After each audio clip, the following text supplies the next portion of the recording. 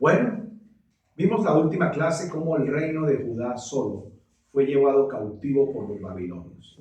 Ahora contemplemos ese tiempo del cautiverio en Babilonia. El rey Nabucodonosor, quien los tenía prisioneros allá como esclavos, Dios le tocó el corazón y les permitía a esos judíos cautivos allí tener sus propias casas, labrar su propia tierra y también les permitía hacerle culto a Dios. Pero eso no bastaba, porque era una nación sometida al gobierno babilónico. Acuérdense que la palabra Babilonia significa confusión.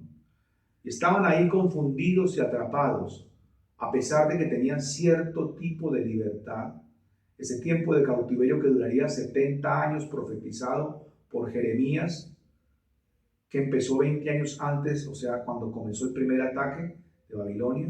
Ahí comienza el tiempo del cautiverio profetizado por Jeremías. 70 años cautivos, y aunque repito, les permitían cierta libertad, no era lo mismo, porque entonces la nación de Judá no era testimonio para otras naciones, no tenía tierras propias y no podían hacer culto al único y verdadero Dios como Dios se lo merecía, porque no había templo propio. Se reunían, sí, compartían las escrituras, pero no podían hacer como Dios había ordenado. Y atrás había quedado, por eso tenían tristeza en Judá, atrás había quedado Jerusalén destruido, el templo destruido, muchos familiares muertos, desconectados sin saber con aquellos que quedaron heridos después de la toma que hizo Babilonia a Jerusalén en su última instancia, en la tercera instancia. Luego tenían pensamientos, querían saber qué pasaba, querían conocer cómo estaban, si estaban vivos o muertos los que quedaron, qué había pasado con sus propiedades, con sus casas, con el templo que fue saqueado, con la Jerusalén desamparada, sin muros y sin puertas. Eso los tenía pensando todo el tiempo. Era algo, una inquietante situación.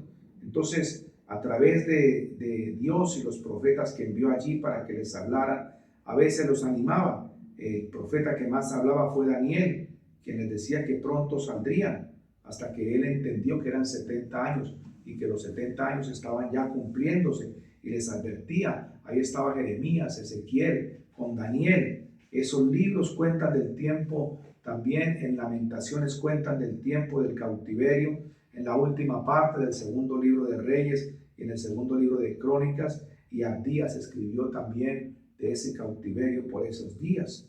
Recordemos que las 10 tribus del norte se perdieron, desaparecieron, pero que algunos habitantes de las 10 tribus del norte de alguna manera regresaron a Jerusalén y permanecieron allí como un remanente escogido por Dios, por los cuales veremos que más adelante Dios aplica justicia a favor de ellos, porque era el pueblo escogido, pero la mayoría se perdió de las 10 tribus del norte. La nación de Judá en cautiverio en Babilonia, bajo Nabucodonosor, repito, Dios tocó el corazón para que no fuera tan terrible, pero de todas maneras estar cautivo y encerrado no era lo que ellos deseaban.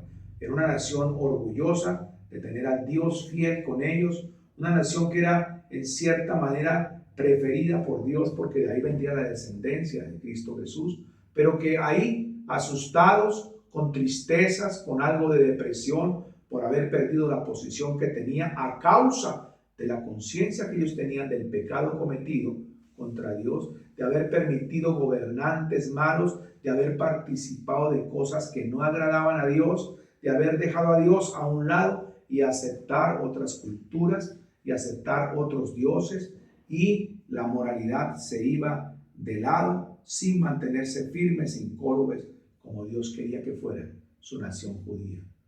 Entonces allí masticaban sus dolores, masticaban sus tristezas, anhelaban su libertad, anhelaban volver a ser lo que un día fueron, una nación poderosa, cuando reinó el rey David, cuando fueron grandes, cuando gobernó, empezó el gobierno Josías. Querían volver a ser independientes y no esclavos de una nación que no era de ellos, lejana de los confines de Jerusalén, muy lejana, caminos de desiertos largos, y pensaban cómo volverían, cómo regresarían, y si regresarían y volverían, y qué sería del remanente que quedó allá.